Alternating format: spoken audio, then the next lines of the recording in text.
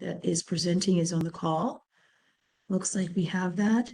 Salil, are you ready to push off and move forward? Certainly. Perfect.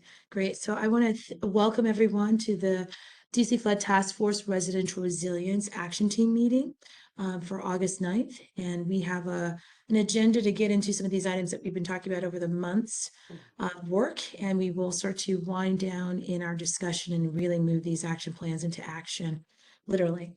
So we'll have an introduction as usual. We'll talk about basement living and floods. And that is a conversation where we would like to have input on the approach to make things safer. We'll talk about trained workforce and local companies for repair of flooded areas. We will talk about the remaining action plan status. We'll give an update on the green light and the red light so we can make some decisions on that. That will be a lengthy conversation that we've reserved some time to spend with each of you in discussion. And then we'll close out our meeting as usual with some homework and talk about next steps. So, as always, we want to give a little background if there's someone from the public or a new agency person participating on this call. The Flood Task Force was established in September of 2021 to work through these issues, and it was established by the city administrator. This task force reports to the Deputy Mayor of Operations and Infrastructure. That's Lucinda Babers. She's our Deputy Mayor. And DC Water and DOEE Director and CEO are the co-chairs of this task force. We had our first kickoff meeting. It seems like a long time ago, but it was not. I'm sorry, it seems short, but it was not. It was actually a while ago, and that was in November of 2021. And then just so everyone know, we always have everything available to the public. All of these meetings are available for the public to participate with, as well as, to sit in on, as well as information is loaded onto the website at dcfloodtaskforce.org. All the information from our meetings, the minutes, and the and any resource information is housed there. So our schedule is pretty busy every month. We have a great time talking to each other, and so great that we get to meet frequently. So we have our full task force meeting every other month on the third Wednesday. Our next full task force meeting will be Wednesday, September 21st. The action teams meet every month. Residential resilience, our meeting today, is on the second Tuesday of the month, and then governance and coordination is on the second Friday of the month. We have a final report that due from the full task force in November. We have adjusted that date. Next meeting, we will have an update on when we will have that due. It'll be sometime after January of 2023. Our post-final report meetings will be held annually, and we will during those meetings we will track the progress of each of the action plans that we have approved, and we will continue to discuss any budgeting obligations for the action plan priorities. So we do have 2 action teams, and there are 9 categories that we cover. We split them up, so the residential resilience goes through categories 1 through 4, and the governance and coordinations covers categories 5 through 9. So with that, I'd like to introduce Salil Kakar from DC Water to talk about basement living and floods. Salil? Thank you, Monty.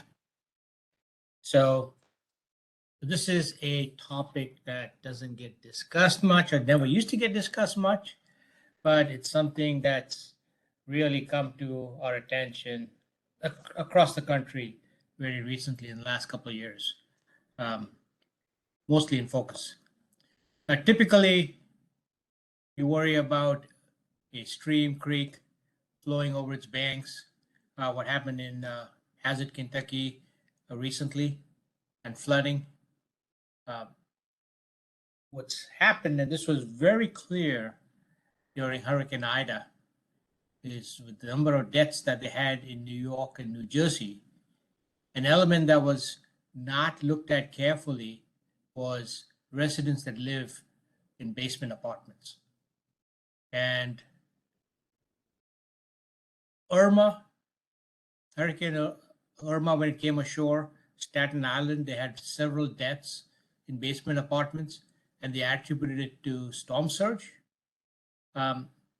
Nobody thought about rainfall.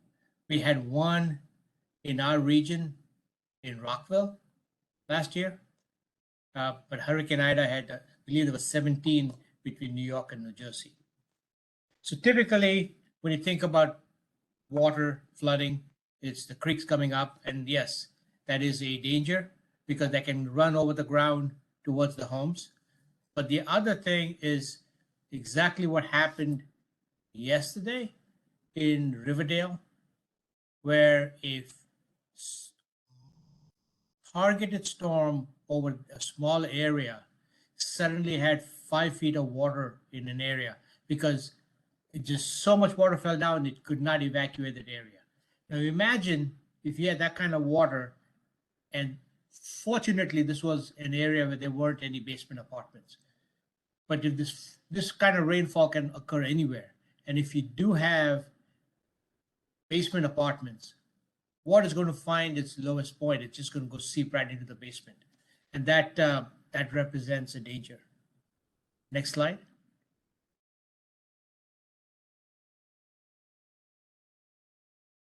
So some of the core changes that New York and New Jersey are looking at based on what they learned from Ida is they're talking about, and they haven't actually gone through and implemented this is still in discussion part, is requiring basement egress from different sides of homes. So if one side's flooding, you should be able to escape from the another side of the basement. That's fine for new homes. It's almost impossible to do for existing homes. Exterior basement windows, if you have them, can't have bars on them, otherwise they're not useful for escape. And then even if you have a basement window, you have to build it in a way so that it holds the water back. And this is some of the changes that are recommended for new construction. And there's some costs in New York and New Jersey around $3,900, which is about standard of what it would cost to do that. Door opening. There was a discussion earlier on about the game Oregon Trail and how a couple of feet of water is dangerous. Well, it's a fact. It doesn't take a lot of water that you can't open a door. If you have water on the backside of the door, depending on which side the door opens, you may not be able to open the door. Water exerts a lot of pressure. So which side the door opens becomes important. And then the last piece is ceiling height. If the ceiling is below the ground surface on a basement apartment, then it's going to fill up all the way to the ceiling. And that's what happened in Staten Island. That's what happened in Rockville. So those are some of the issues. They're not issues that you can solve very easily on existing structures. So most of the codes, almost all of the codes for basement apartments are based on fire, because that is the most likely event in relation to flood or something else. So the codes are written on fire, and fire codes don't necessarily always work for inundation from storms. Next slide. So what are some of the other options? Is advanced warning of a storm. You could have a rainfall warning. You could do flood modeling. All of these are great. But that is useful when there is a massive storm that's moving around and you can predict when it's going to come and hit the city. September 10, 2020, what we saw on Friday, what happened yesterday in Riverdale, there was very little warning for these storms. Next slide. So there's opportunities for monitoring different ways for water surface, and having a trigger. One is if you know there's a storm coming and you know how much rain you anticipate based on the integrated flood model, you could have a precipitation trigger. You could have a real-time surface flood sensor like Montgomery County has, and that can trigger an action. You have smart cameras now that not only take pictures, but they can also do data manipulation to tell you when it's flooding.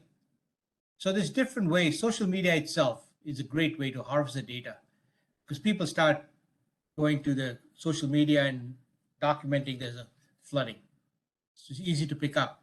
Then there's always the calls, 311, 911, DC Water. So there's different ways to capture incoming data. The key is to take this information and send it back out to the public so that they can do something about it. Alert systems such as Everbridge, the broadcast alert system, if we can use that, that would be fantastic. It's like going to every phone, there's a alert if there's a lost child or an elderly person that's missing. You have got currently sending alerts out on social media, radio, TV alerts. So it's not only collecting the data, but it's how do you also send it back out in multiple ways to get out to as many people as possible. And then comes the issue of public education. We saw a cluster of storms, so the storm and flooding is in the forefront of our thoughts right now. And we're all working on the flood task force. But this is a 1 in 500 year storm, may happen every 10, 20 years. If this doesn't happen often enough, people start getting complacent and possibly forget about these risks. So keeping it in the public eye becomes important. Repeated messaging is important. Public acceptance of risk is a major challenge. There's a perception that somebody else needs to always solve the problem. But a lot of these problems, a lot of these need to be awareness at the level of the person residing out there and the landlord. So they also have a major role in this.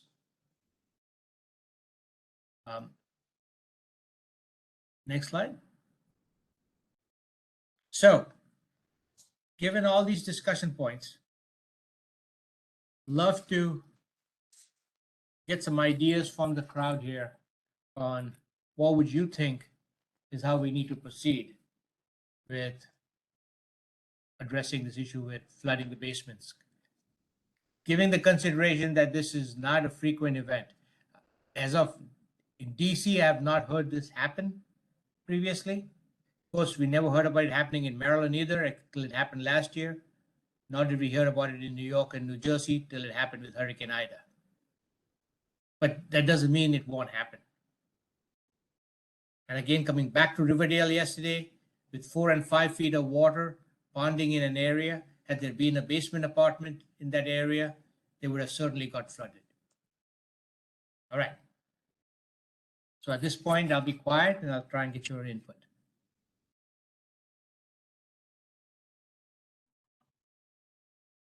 Maybe so, Will, I can maybe ask some prompting questions.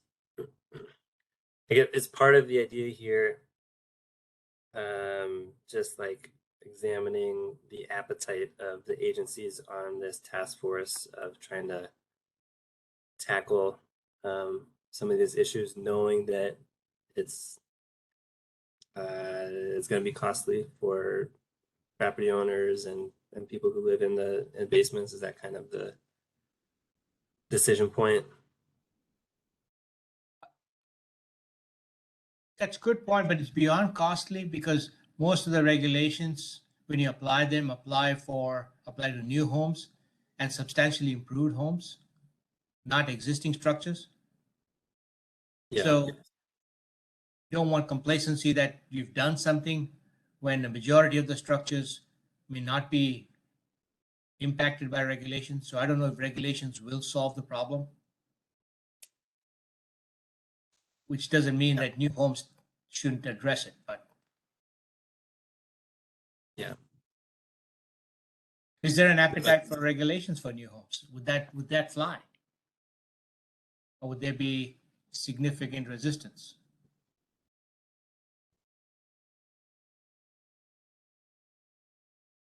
I know Chris is on vacation. Anybody else from DCRA on? I could jump on. Salil, I was thinking just to add to your point or your open question would be, is there an appetite for offering some kind of shared education program where you're educating the public about basement dwellings and how to prevent a flooding situation, just like we had some suggestions on the slide about, putting the barrier outside of the basement window is an opportunity to be preventive. Those kind of measures would help the resident or the tenant be safer in that basement apartment of an existing unit. And then also the other thing is with the technology that we're installing here in the district now, like with the smart camera example, the streetlights, is there a way that we can use the new streetlight program to be an alert system as well for floods? And maybe It seems to me that once this becomes life and death, public health and safety, as it may, as weather patterns change and sea level rises, it becomes comparable to planning your escape route during a fire, at least in my mind. So at a minimum, public education to get people to think about it in those terms. I mean, right now, it's been drummed into us for decades, starting from when all of us were children, that there needs to be a family escape plan in the event of fire. And it may be that you start to try to build that kind of consciousness, with regard to flooding, and at least get people to start thinking about it. It is a tougher sell than fire because what you do to prevent basement apartments from flooding may be at odds with what you do for fire, and may be at odds with what you do to prevent crime and maintain safety. But I mean, I think at a minimum, you could start doing public education campaigns to get people to think in terms of a flood evacuation plan. I think that's a good idea, because you're right about the fire. Yeah, I mean, you're like every family's supposed to have a fire plan for getting out. One thing I'm thinking about, it feels like the people that we should be most worried about are renters and tenants of these basement apartments that might not have any say in, like, if there's a bar on their basement window, then like what are their options? They could ask the landlord, I guess, to remove it or replace it with some bars that can be unlocked from the inside but not from the outside. But it's like what's going to compel the landlord to make the basement apartments able to be evacuated?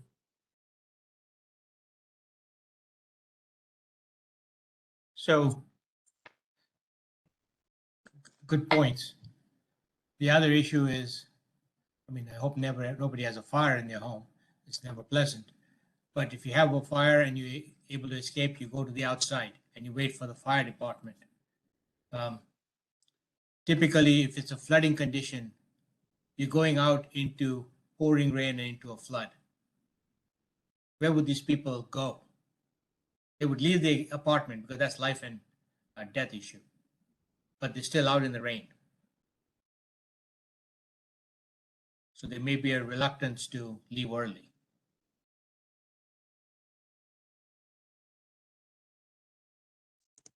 So this is one that I'm happy to take back to DCBIA and AOBA and talk with them, and because some of our members are landlords and may have some ideas. So I'm happy to do that. That would be fantastic. Yeah, is this something where we could kind of group our options into, what's an easy thing to do? So outreach campaign, or easy, no cost outreach campaign on a grade up to what requires a regulatory change. so that we can see, okay, this is how we can start helping people. And doing the warnings, that's a great idea. Perhaps there are some physical improvements that could be rolled out, as a follow-on to Flood Smart Homes or as part of Flood Smart Homes. But then we can see, well, what is it that's going to cost more?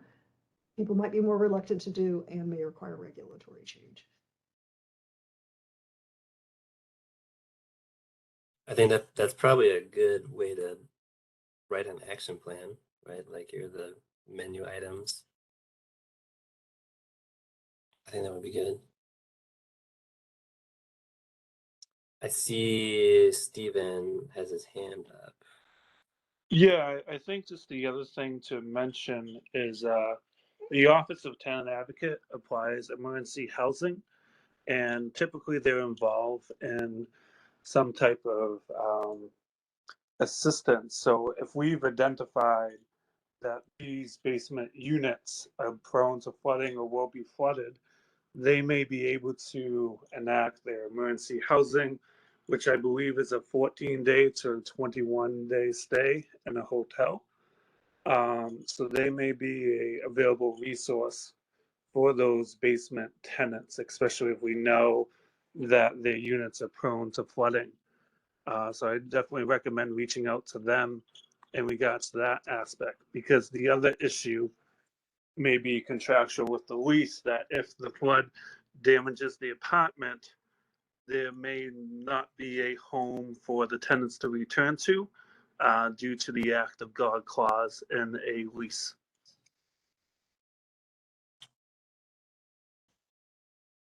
So Stephen, will that apply to even non-life threatening damage then to the home?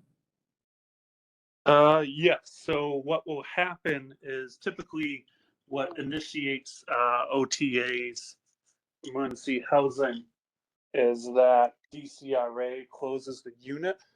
So if DCRA determines that the unit is uninhabitable, then, excuse me, sorry, my son's here. If DCRA determines that the unit is uninhabitable, then they initiate the emergency action program. And so it doesn't have to be completely covered. It could be mold. There could be damage to the outlets, things like that, that can render the unit uninhabitable. So even I would say a foot, even 6 inches can cause mayhem to a unit, and you're looking at the tenant to be out for a while, because it's responsibility. It's based on the landlord's responsibility. So they may find a new place for the tenant to stay, or they may say to the tenant, "Don't pay me rent, cover that to the hotel expenses until they repair the unit." If that helps at all. It's certainly an option, right? Yes.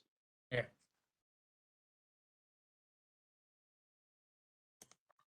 Any Steve- thoughts? Go ahead. I was just going to clarify. So, Stephen, this is something through the Office of the Tenant Advocate, but not through the People's Council. No, this is through OTA, just based on my experience there. So Yeah, no, that's great.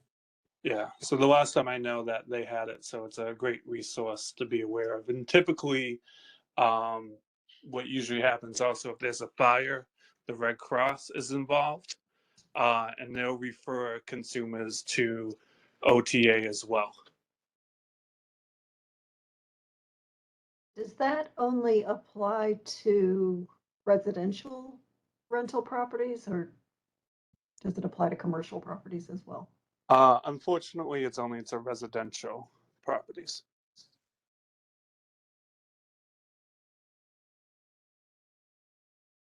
Maybe one other thought to add to our menu for this item is, so we have the Flood Smart Homes, which is focused on like single family and 2-family houses. To the extent that we find a lot of multifamily buildings that need to do things to bring basements up to some kind of flood resilience standard. Maybe there's a sister program. I don't know, just throwing the idea out there.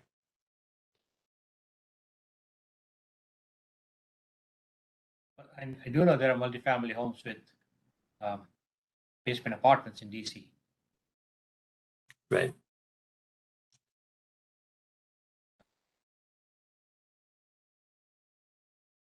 Yeah, the tricky thing, well, part of the tricky thing is I think make sure, see if some of my staff are on here. We could talk with Victor, who knows a lot about floodplain management in general, but if you're in the floodplain and you built your property before the floodplain regulations were in effect, you could have a basement apartment that's below the flood elevation, that if you were to substantially improve the property or build new, you'd have to fill in those basement units, or not even, instead of filling in, you could only use them for basement storage or access. And that certainly solves the problem of safety in those areas, because that means you're just not going to have residents there. But then, you know, you're telling that landlord that they can no longer rent out that space. So that can be a tricky conversation to have. Right. So the Hurricane Ida deaths in New York, New Jersey were not floodplain deaths. They were just high volume of rain in urban area that could not be evacuated fast enough. So it found the lowest ground. Same thing in Rockville, right? That death was, it just came off the hill and went right into the homes, right into the basement apartment. Yeah, that's a good point. Those were, yeah, outside the floodplain. So even the floodplain distinction is not really that relevant for the types of rain that we're talking about. So I think the education and making people aware is important.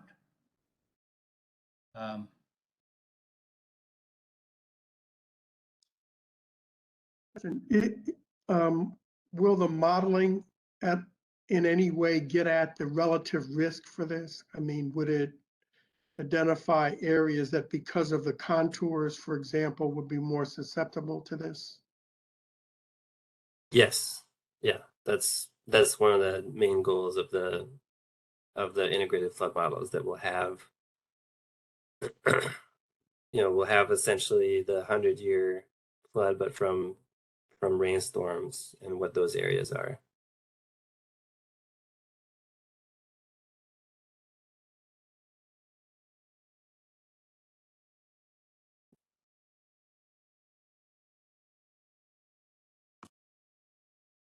Okay, well, if we feel like this is a good stopping point, Silo and Nick, we can go ahead and move forward with to the next section, or if you all would like to have a few more minutes, I'm happy to hold off on moving us forward.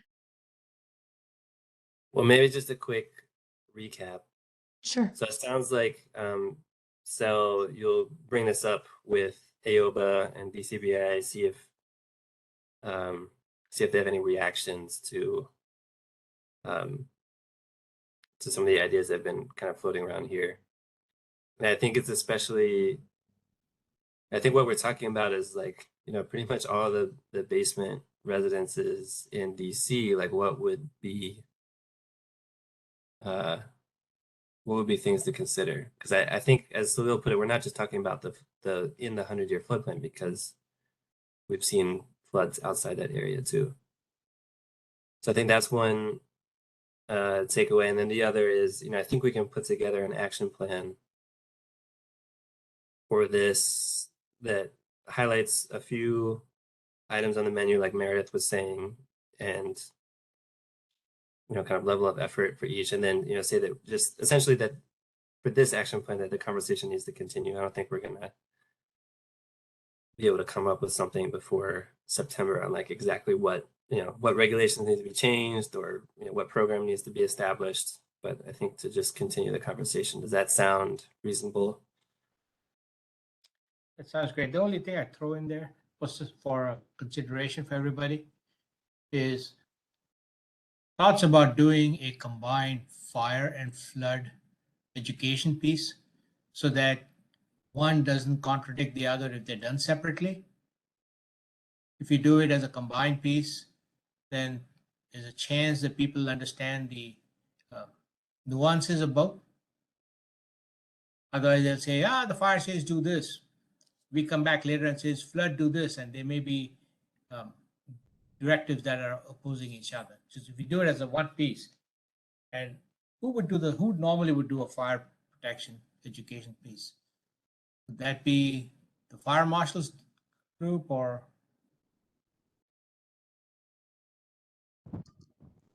Hi, Salil. You were asking about, this is Ramesia. You were asking who does, Hey, fire Ramesia. safety. Yeah, fire safety. FIMS has a program. I can put it in the chat. I can put that in the chat. Some of the outreach efforts that FIMS has, fire emergency medical services.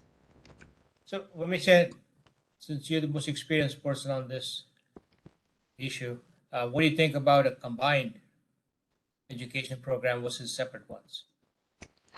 I mean, I think that's always a great opportunity. Right now, they do free smoke alarms in partnership with Red Cross. And I think that definitely has success in their program and something that we should definitely explore when trying to provide new information, new material.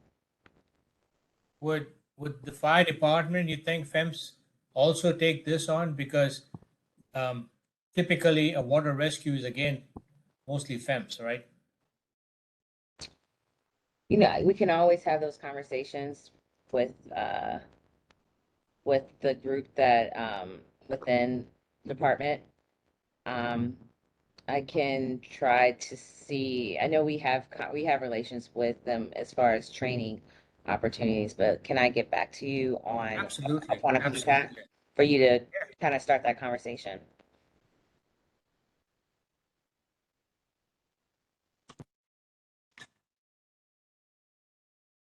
And maybe as part of that, I just noticed you said free smoke alarms. I mean, we could do something like free water alarms, weather radios. I know we've been trying to focus on the 100-year floodplain for that, but I guess if we're in basements,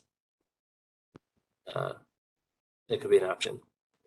Yeah, I believe I have to confirm, but I think that funding source that they utilize is in a similar like umbrella within FEMA, but yeah, I think that it is a great opportunity because they do go door to door, and they actually, if they're unable, they are able to install on site, and it seems like a relatively easy process. I see them out in this in the community often. That's a great suggestion. Thank you, Amicia. Yeah. All right, Monty. I'm glad we waited a few Okay. more minutes. No, that was great. Great information from Alicia always comes through with a big nugget of something that helps for the greater good. So thank you for Alicia. So up next we have Salil speaking again. We're going to talk about the trained workforce and local companies for repair when there's flood damage. Salil? All right. Let's flip to the first slide. Let's frame the issue before we start. And starts with not being able to predict when your home's going to flood. One never knows your home's going to flood, so it's not a predictable thing. The other thing that's come out is if you can dry it out in the first 48 hours, it's not that you're going to avoid it completely, but you see a significant lower potential of mold growth if you can dry it out. You got several firms, and I have a slide in here. I think I identified 16 or 17 firms, and there may be more in this region. But they don't staff to wait for a storm.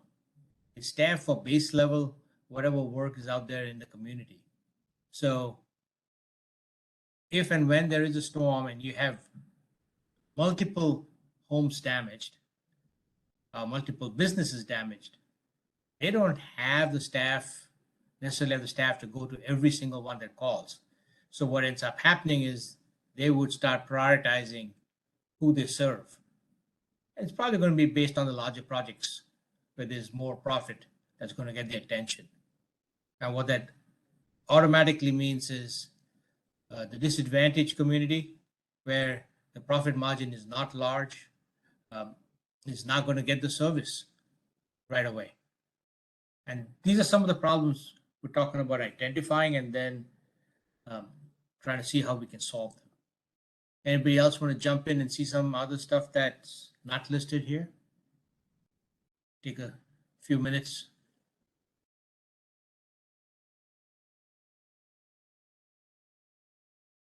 Right, we can come back to this if something crops up.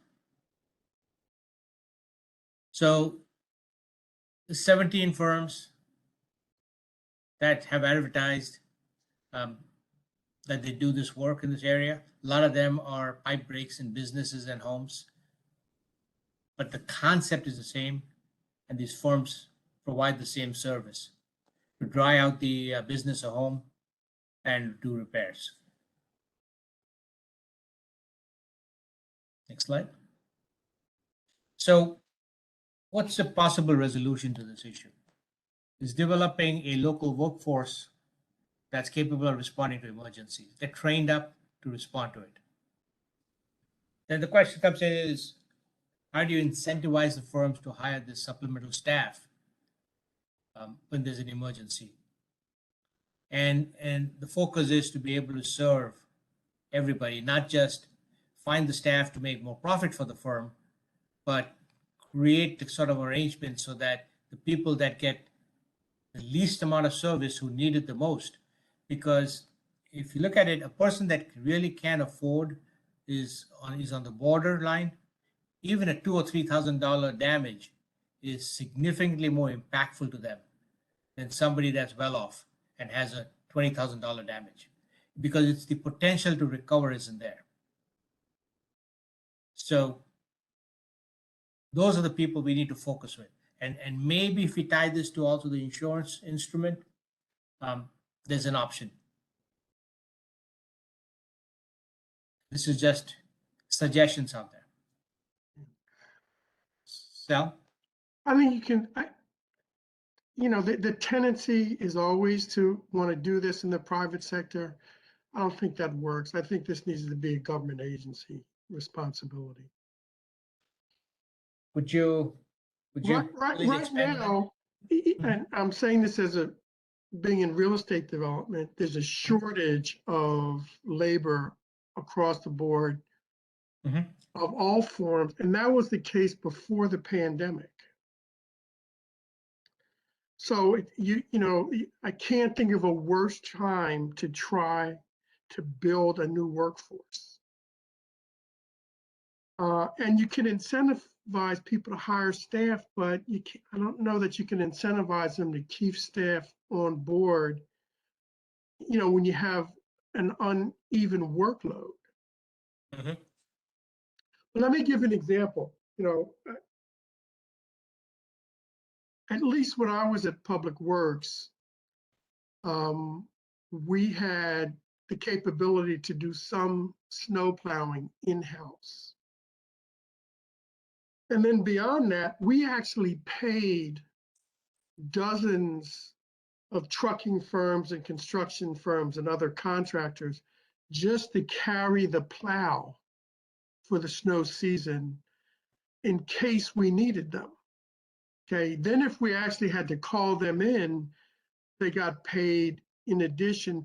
But in order to have that readiness, we paid them to put on the plow in the fall and carry it through the winter. Okay, and there were years when nobody dropped a plow the whole winter. Okay, but that was the cost of being ready.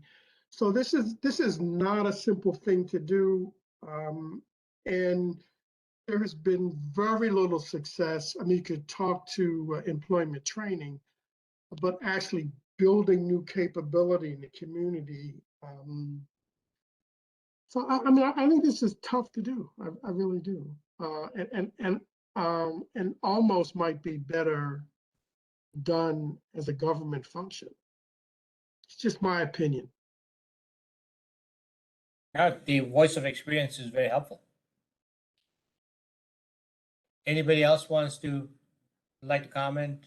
on this? Yeah, Sal, thank you, Sal. That's giving a very good perspective. So I guess I want to just probe into some of the pieces of this. You know, so let's just say, okay, so Salil showed this list of 17 companies that already do this work. And these are companies that are going to go into properties, go into homes and do cleanup work of whatever sort, or, you know, for their business. I think the question is, are you thinking that because this is a surge type work, that the thing is, no one in the DC government goes into homes and makes repairs and things like that right now, or cleans up properties. You know, that's all done by the private sector. So is it the actual work aspect of this that you're saying, or is it the urgency or the surge Well, of it? I mean, think of it this way. How many firms would you have had to incentivize, and how many supplemental staff would they have had to hire to provide the necessarily timely response to everyone who needed help in September 2020? I mean, maybe if you start there, you could get a sense of the magnitude of it. Well, I see this akin to tree service companies. You know, tree service companies have steady work, but then there's times when there are storms Right. and they're swamped and they're called by everybody. Yeah. So that is a service that is responds to that surge. And that's all private sector. So is that a similar type business that we can make this, that we can kind of put this in the same framework as? So, No. I mean, you know, there are landscaping companies, and they have other things they can do when they're not removing trees that are felled in a storm. I'm not sure this is comparable to that. I mean, when you say hire supplemental staff, I guess that's part-time staff without benefits. No, no, And actually, I'm the not talking question about comes, what if you don't need them for long periods of time? No, I think we're talking about Mhm. provide that these are companies that have this as part of their business. Mhm.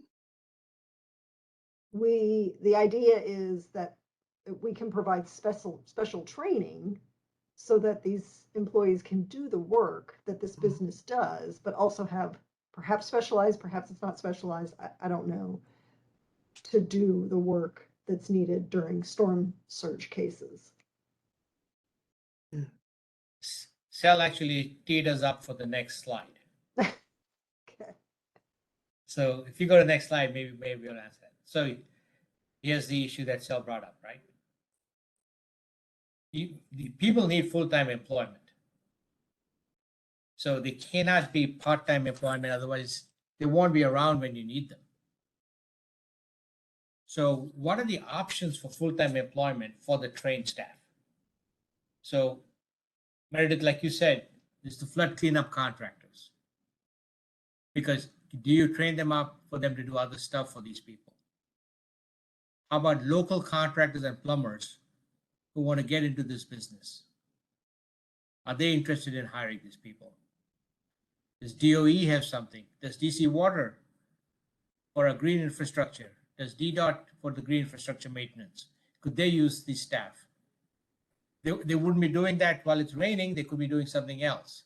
So there's an opportunity. So these are just the ideas, but basically, like Sal said, there has to be an opportunity for them to have full-time work somewhere and then be able to slide out to do emergency work with one of the established firms. And the reason to go with the established firms is because it's not just labor, you also need some equipment. Well, again, the only way it worked for snow plowing was to pay them to carry a plow, whether or not they used it.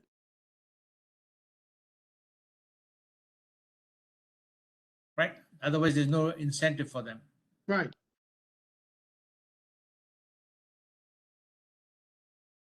There's a comment that came in here. That's an interesting comment. Monty, can you? I got it for you, Salil. Sure. No, I'm sorry. I was waiting for a pause in the back and forth between the two of you and to kind of pop in. But Emily Weskin wrote, is this the kind of thing DPW's leaf crew could be trained in? There's a large cohort of residents who are brought on from building blocks DC each year. And then there's also another comment that says, can flood cleanup be bundled with other programs like weatherization? Great comments. Yes. So the point of this presentation is not to come up with the final answer, but to come up with ideas so we can put them in the mix. So those are two great ideas. Thank you very much. Next slide.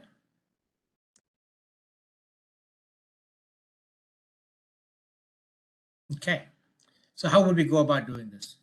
We talked about finding the strategic partners. We would, and Corey from our compliance group has done this for construction. So we're using the same model. And let's say we start with the water damage restoration business as one of those partners. We'd be reaching out to them, reaching out to our own green infrastructure maintenance crews, DDoS crews, DOE, and any others that come in the mix to try and assess what their capacity is to hire people. Maybe it's one, maybe it's 5, maybe it's 2, but what is the capacity to hire? What kind of skill sets would they need?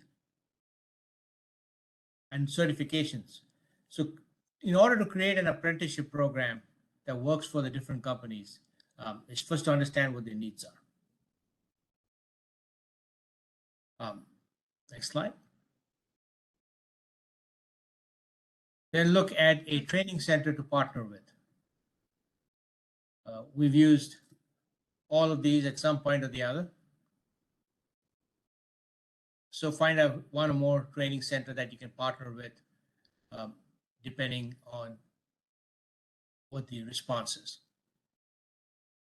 And to that point, Vermecia had dropped a link in the line in the chat about the DC Infrastructure Academy, which is on this listing here. Thank you, Excellent. Vermecia. The next slide. And then establish the curriculum. One of the things we find, especially when we train up for construction jobs, is the basic soft skills is something that's very necessary and can be done independently and upfront. Then there you have the craft skills. And then how long of a training period do you need before somebody is ready to move on? So that's part of the curriculum establishment. Next slide. Of course, there's always the financing. How do you finance this effort?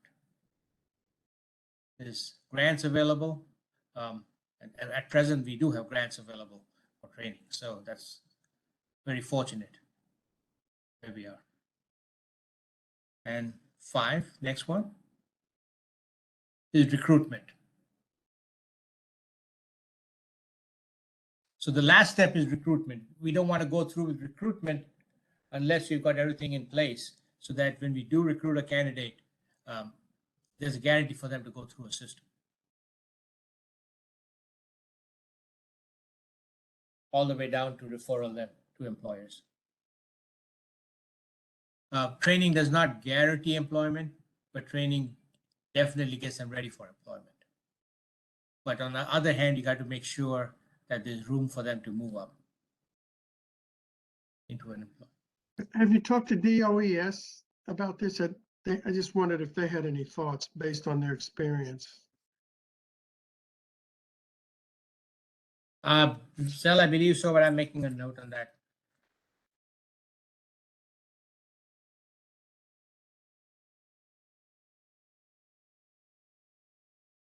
And DOES, of course, obviously the DC Infrastructure Academy is a part of DOES, so I'm sure that we have had some consideration there, but of course, Scylla, you have the note.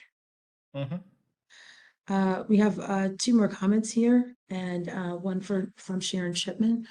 Another option could be to have, sorry, it just went away. Another option could be to have the training as part of the DC Fire Department. And then another note from Emily Ruskin is the infrastructure task force workforce subcommittee might be another natural partner for funding or other support and workforce preparedness. That's great. Thank you all. So these are great. Yeah, these are great ideas. Scylla, if you want to continue on, we can, but I wanted to be focused on the time to make sure that we have enough No, this is good. conversation. Okay. This is good conversation, good input. And the last slide was always performance indicators. We start a program, we want to make sure we identify how would we call it a success. We want to, and then tweak things partway through to make sure it is a success. So that would have been the last slide. Thank you. Scylla, just to add to that last section, maybe there is some relation with DCRA when companies go in for permits and applications that they have to with the DC government, maybe they are alerted to the fact that we have these programs operating in the district, and if they'd like to be a part of it or know more about it. So it's just it might be like a little sign off note or caption note on their application filing or process. And that That's a could be great something idea. that alert those companies to know that we're doing these things and we'd like to have their awareness for hiring. Okay, well, thank you. And if there are any other ideas, thoughts, please put them in the chat. We will bring them up. But we'll also have it captured in our meeting minutes to respond to as well. Okay, so the next section that we have here is remaining action plan status. And I believe that is Nick Bonnard, who will talk about that from DOEE. Nick? Yeah, thanks, Monty. And maybe just real Thank you. quick on the last one, I think the ideal is that we help people get like permanent employment, but maybe the next best option is if we think about it as like a gig economy thing, where you get this training, you get this certification, then you go on some kind of roster where all of these, I'm thinking of Meredith's example of like tree companies. You go on a roster, like, so if you get a storm and a bunch of trees are down, you can, these companies can call you up. They know you're certified, and they pay you to do the work over the next couple of weeks. So that could, I don't know, I'm just thinking about that. That's probably like, that's not the ideal option because we want to help people get full-time employment. But if people are already piecing together employment through gigs, this could be another avenue. All right, so whether it's this or something like this, or whether it's just tables. all right, so moving on to let's see, action plan status. So the point of this portion of our meeting today is to figure out, are we doing a go or no go for the rest of the action plans that we've kind of been talking about, but haven't actually decided if we need to, because by the September task force meeting, that is the last chance to present an action plan to the task force, to have it be included in kind of like the final report. So just as a recap, the ones you see on the screen here, these are the action plans that were initially approved by the task force on July 20th. They're currently out for public comment, and pertinent to this group is the 2 blue ones. So Flood Smart Homes, the top one, and I think it might be just that one, the 6.3 we're highlighting because that one we actually don't need to include as an action plan since it was already done. So we go to the next slide. These were the ones that were presented at the July 20th meeting for the first time. So they weren't approved. They were just kind of presented. And right now, these are for task force member comment. So if you look at this list, 4.1 and 4.3, those are action plans that came out of this action team, the residential resilience action team, and the rest were from the governance. But if you go in your emails, you will find links where you can view and comment on all of these. If you go to the next slide, so here's kind of where we need to talk. So this first batch, this first batch is a bunch of the plans that DISB has been leading the discussion on and doing an amazing job. That we've got 5 different plans here, and I think there's no question that we want to have some of these plans presented in September and kind of like carried forward as the task force continues. I think a question for the DISB representatives, and I saw Sharon was on, how do we, I'm not sure we're ready to just pick, 1.7A versus 1.7B. And if not, maybe the official action plan around insurance is kind of like covers all of these. And we, in the action plan, we talk about the process for deciding and then, ultimately implementing. So I'll stop here to see if Sharon, if you have any thoughts or comments on how you want to proceed with this flood insurance group. So it's our belief that each of the options, either on their own or together, have a lot of value.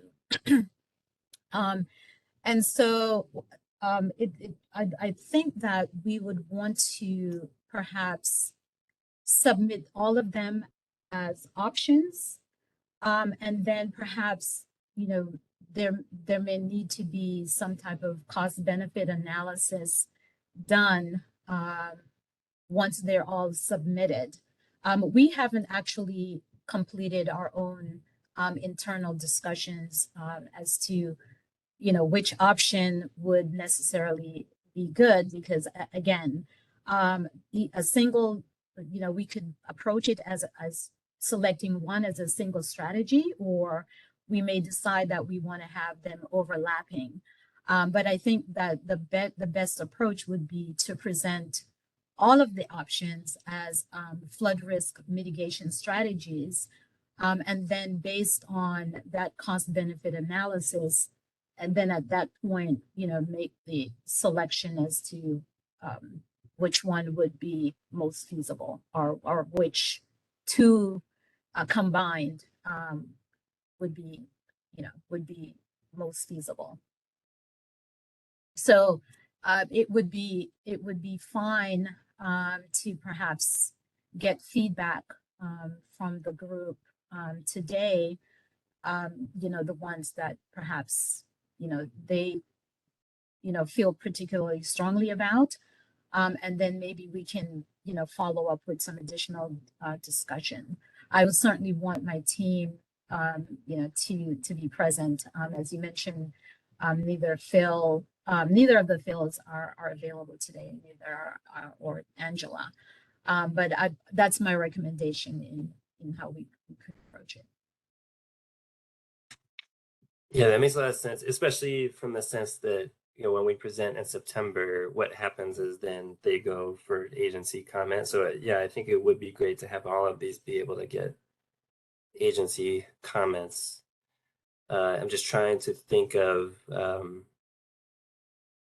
maybe we can figure out. It's almost like there needs to be, at the risk of creating more action plans, like another action plan of like how we're going to figure out which, the cost benefit, like what you're saying, Sharon. Yeah.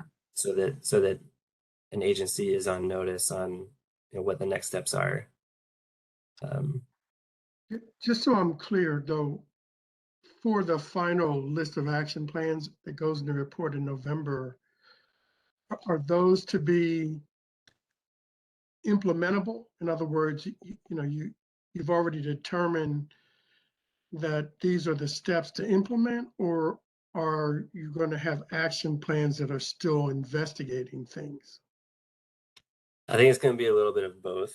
I Mhm. think if in a perfect world, we would be producing implementable action plans. But I think what we're seeing is there's just, I think insurance is a great thing. We've had a great example. We've had tons of really informative conversations about this, but I don't think any of us would feel comfortable saying like, this is the one, and this is how we're going to implement it. This is how much it's going to cost. I mean, I think that's more than we can get to.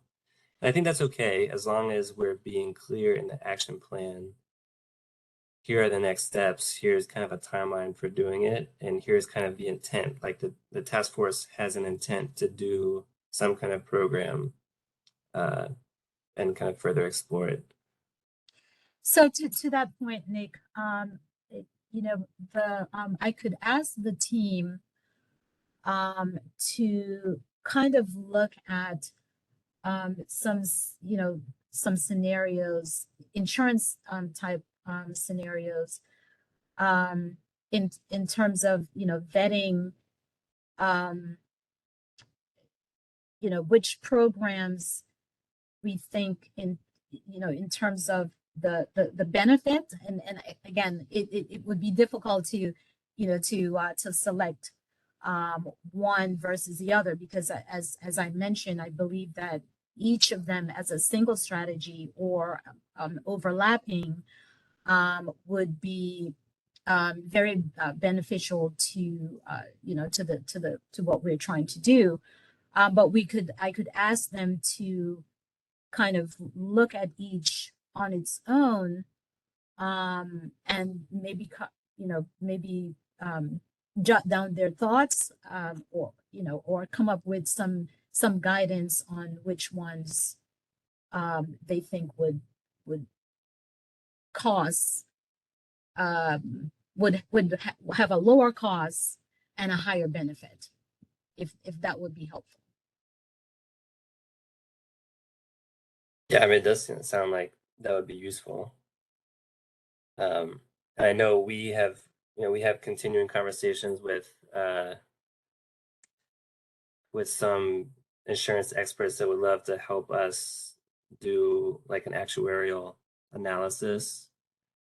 Like how much would premiums have to be versus how much damage would be expected, and so if that might be too far down the road, but if that's part of what you're considering, I think maybe we can have a Yeah, decision.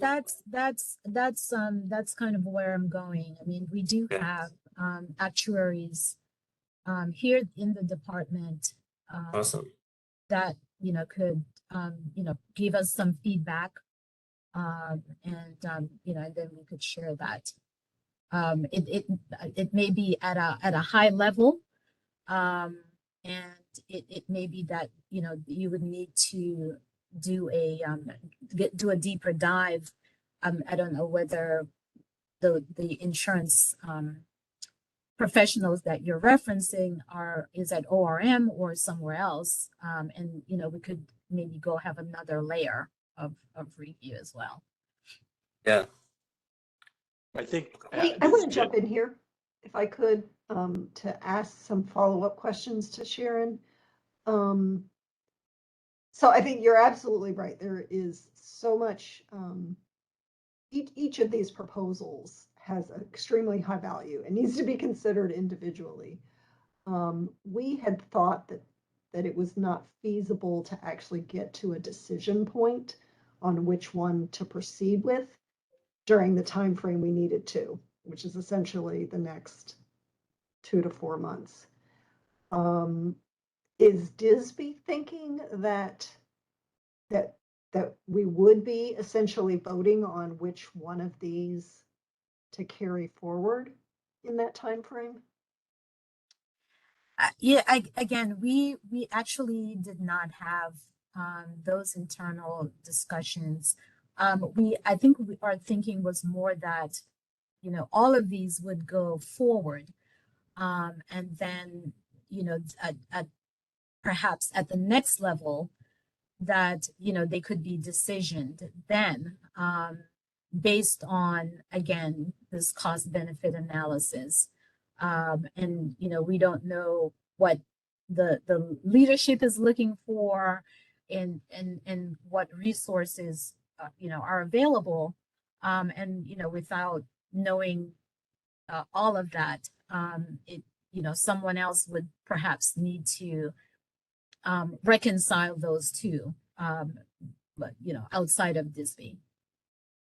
Yeah, I think what we will have to be very mindful of is communicating what the intention is with these different programs, and that they are still in an exploring or developing phase, and they may not, a vote for yes does not necessarily mean it's absolutely happening.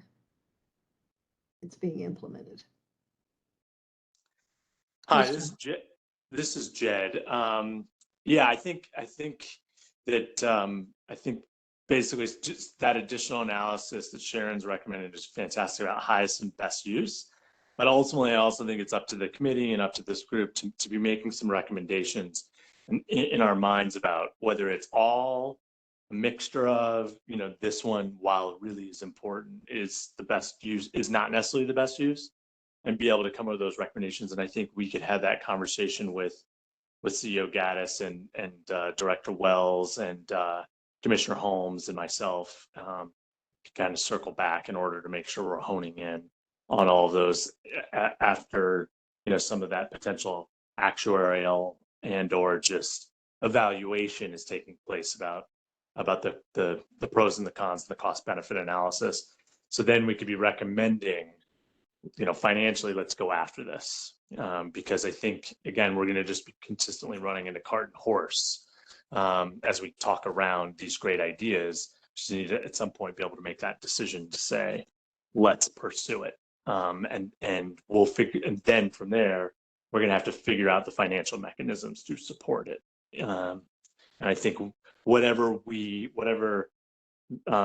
know, the team really comes back with finally, you know, getting the buy-in from leadership and this group, we could basically say, this is what we want to pursue and let's pursue it. And then if we get to, you know, it's not financially feasible to do 1.9A, but it's totally feasible to do 1.6, 1.7A, B, and then 1.9B or whatever it might be, then we could be talking about financial pursuits after that.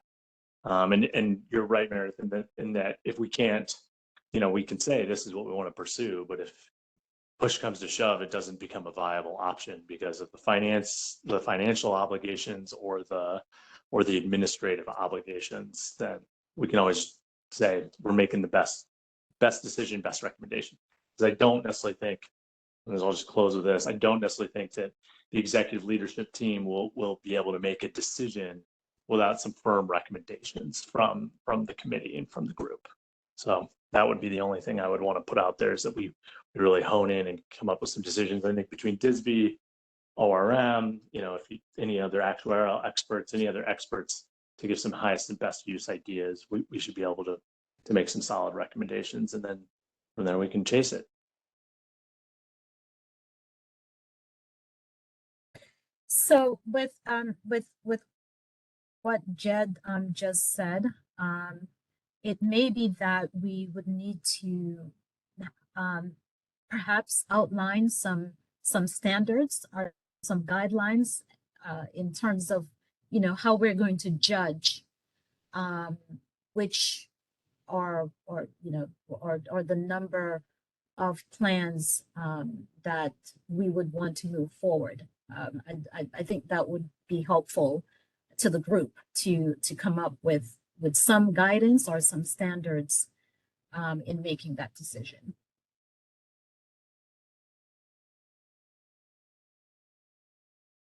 I think that's totally reasonable. As long as we can come up with those standards, I'm all for it.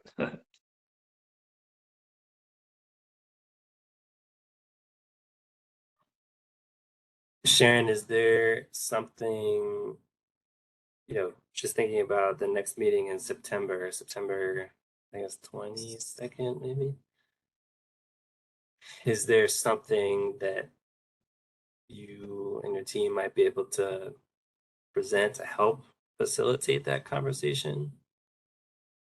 Sure. So, we could perhaps, take a jab at it. And perhaps push those standards out to the group, and you can review it and provide your feedback as to whether you think that those are the appropriate ones that we should use.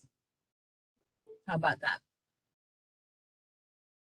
Yeah, no, that sounds good.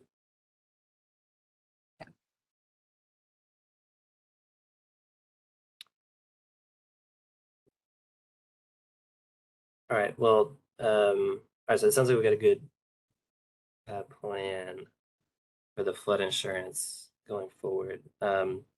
Moving on to the last two here, the 1.5 and 3.2. So maybe taking the last one first, make it safer for residents living in basements. So Salil talked a little bit about this early on, and I think we can come up with an action plan. Again, on the spectrum of like ready to go implement versus still need more conversation, this will be on the still need more conversation end. But I think we have a few, I think we can definitely put a few actions of next steps and things we may want to consider. So I think, unless anyone from this group has objections, we'll plan on having that as an action plan to present in September. And then similarly with 1.5, whether or not DC should join the FEMA community rating system. So I guess it was the last action team meeting, we heard a presentation on that. And I think we still need to do some research on our end, just thinking about the numbers and thinking about how much staff time it would take, and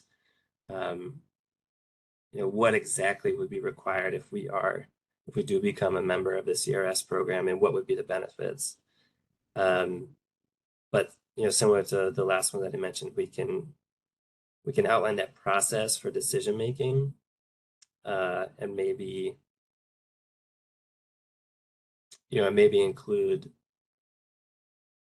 ask the task force in September for some direction on what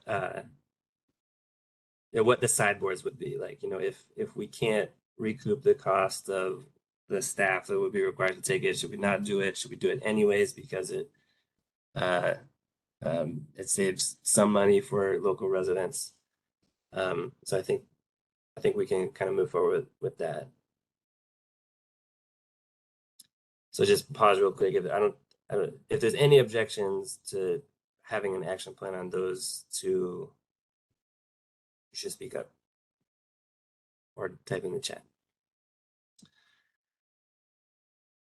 Okay, and then the last slide for the action plan status.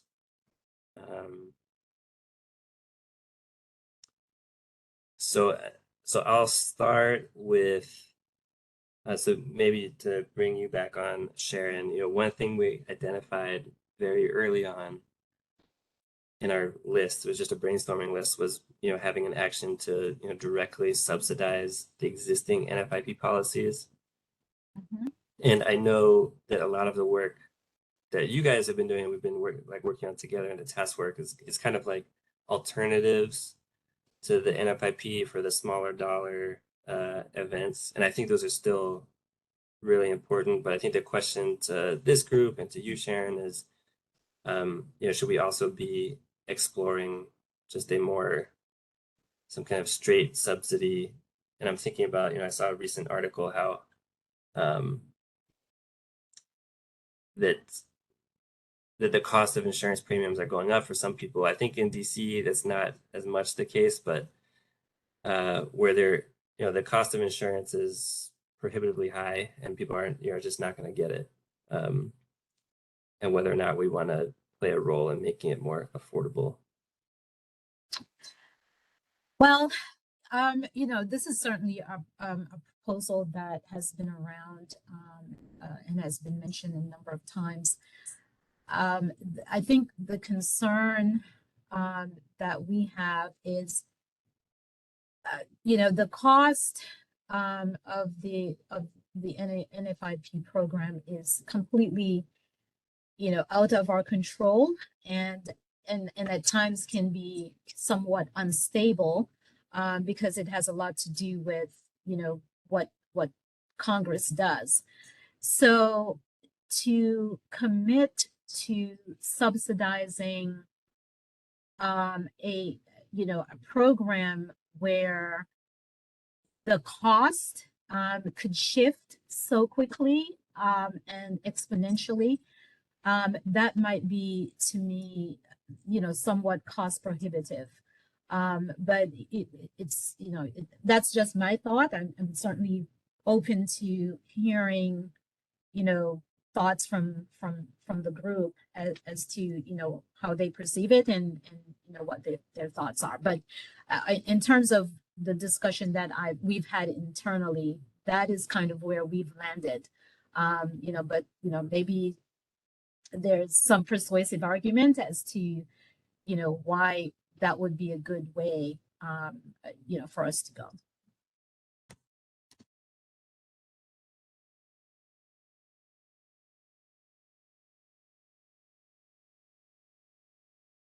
Yeah, I think I'm just trying to think of how we would message this. If somebody asks, well, we see you having these other insurance programs, but it costs too much for me to get the NFIP.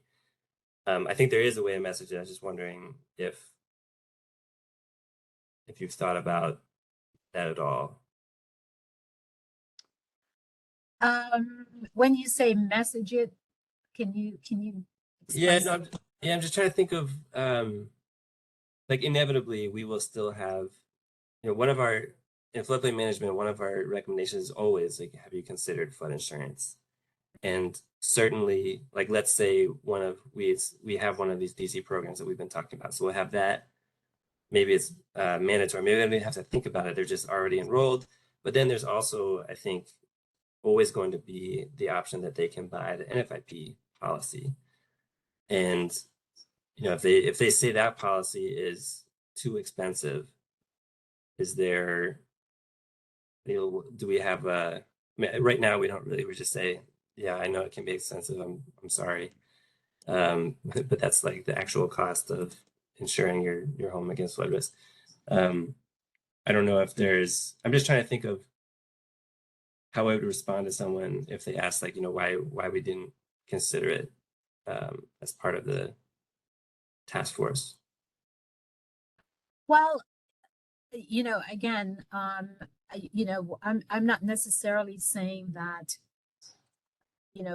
our perception is, has to be the final response.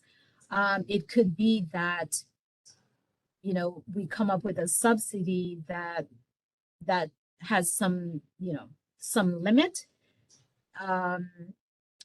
that would not, bankrupt the district, and put in some type of limit in terms of maybe the percentage of that person's income, or I don't know, maybe there is a way to formulate some way in order to do it. But again, I'm just thinking about, looking down the road, if the cost of the program explodes, how do we kind of manage the cost? Yeah.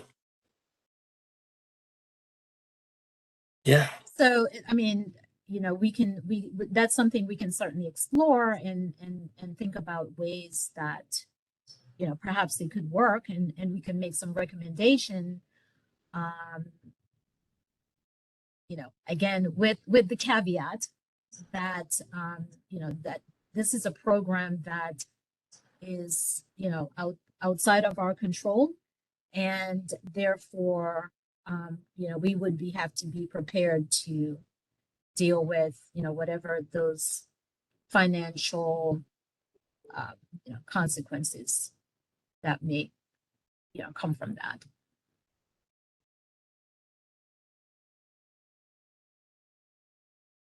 Yeah, I think the cost is that's a big thing with all of the programs, right?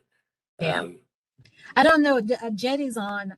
Jed, do you have any thoughts on how we could that could work to subsidize the NFIP policies? Or I don't necessarily have anything in specific for the moment as I think about it. I mean, we could be, if individuals have, I think that there's a way if we're seeing individuals who are members of the LIHEAP program or the CAP program at DC Water, that could automatically make them eligible for, in order to qualify them for NFIP, for an NFIP subsidy. So that's kind of a thought off the top of my head about some way that we're already pre-vetting low-income residents in terms of helping them then go on to the next step of actually supporting them through an application process and supporting them with the cost of premiums, maybe, which would be a way to actually tackle the subsidizing and of course, getting the population of residents who should be participating in FIP. So beyond that, there's just the possibility of the creation of some type of fund that could enable residents to participate. Similarly, there's the program for the district where the Office of Victim Services and Justice Grants was supporting any resident who wanted to buy a video camera monitoring system for their home. And there would be a $500, rebate program. If they could show up to $500, I believe it was, they could show that they bought a system and then they promised to make it available for public safety purposes.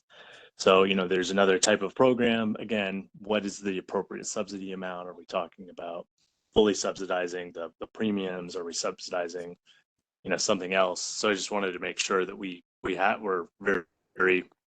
very clear in what and how we're subsidizing, and then who is the population that would be qualified for it. But there are definitely many ways to do it, and we could put forward that proposal and then try and figure out the universe of people who might be eligible and quantify how much we'd be subsidizing, and what happens if there's a delta and they can't afford the difference, then it's all this work for nothing. So I think there's just a lot of elements around that, but we could kind of make some good faith estimates, and then we can just cap it and say, we'll support up to 2,000 residents with a subsidy at this dollar amount. And once we hit that number, even though there might be more, that would be that for that, calendar year. So lots of different options. Okay. Yeah. And the other thing is that, perhaps if it was, combined with the CRS program, and, we were able to kind of implement that, that's certainly one way to lower the cost of the premium, to make the program more affordable for DC residents.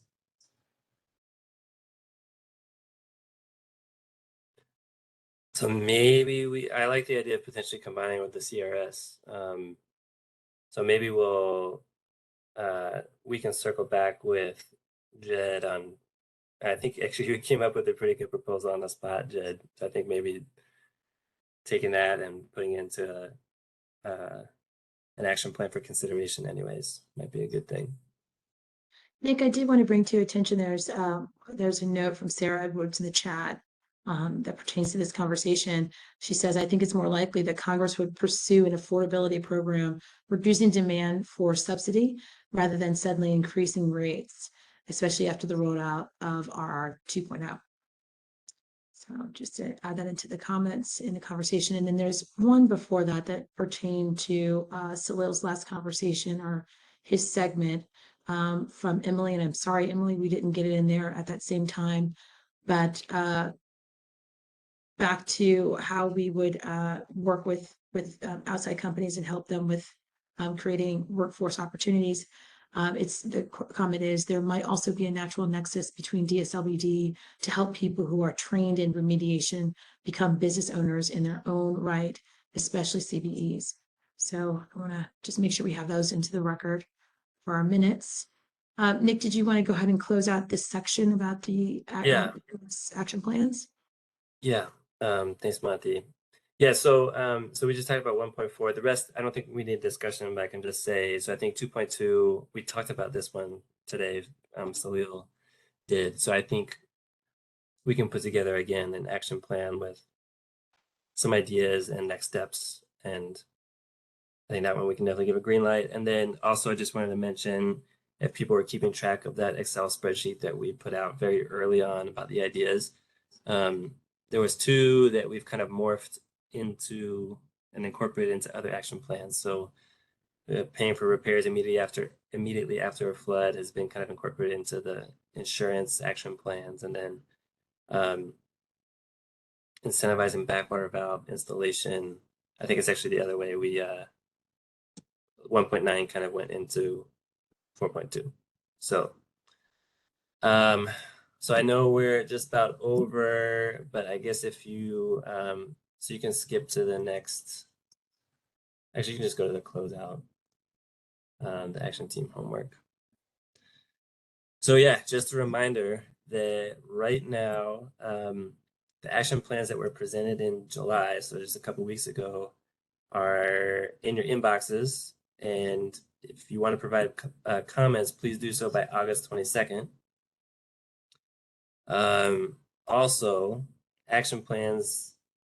There's a set of action plans that are out for public comment, so different than the ones that I just talked about. The public comment ones that you've already seen and already commented on. The public has a chance to comment through August 22nd also.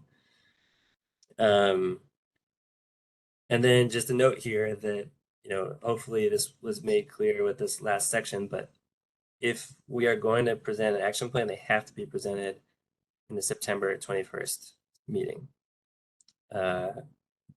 So just a reminder to, if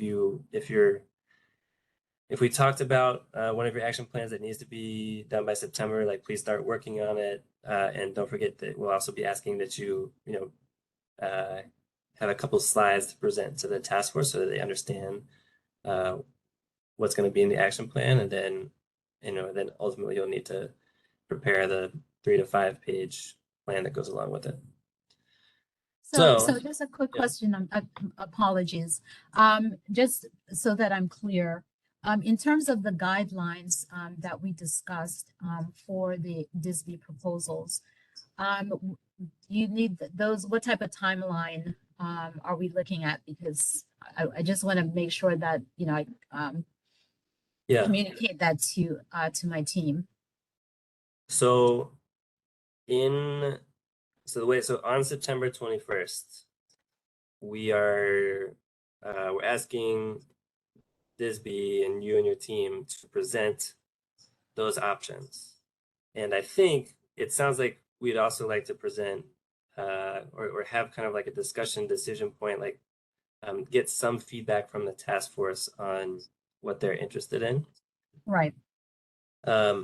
So it's having some slides and kind of a presentation ready for September 21st. And then usually, a day or 2 after, we are sending out links to the Word document action plans for everybody for the task force members to comment on. And I know you actually have drafts already, so you guys are in pretty good shape.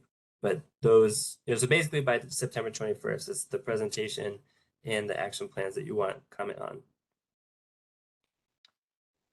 And there, I don't know whether you'll be able to do some actuarial analysis before then. If you can, great. If not, we'll just say that it will happen and we can continue working on the actuarial analysis, and we can present updates in the November meeting. But the point of having everything done by September is we want a task force to have the complete universe of the action plans that we're going to be working on, so that as agencies go into their budget preparations for FY24, that they're kind of aware of all of the flood related asks that the task force is going to make. Right. So if we're making the recommendations on the 21st, is that my understand? Am I understanding that correctly? We're going to present based on what the team recommends. Is that correct? Yeah, based on what Disby, the team, recommends, and as much conversation as you've had with others. Okay. Okay. So the plan is to share the guidelines by, which will be used to make the decision as to which of the proposal to push forward. So my thought was we would send out those standards or those guidelines, get feedback on them, and then once you send them back, then we would make the decision based on that feedback. I think that sounds pretty reasonable. Okay.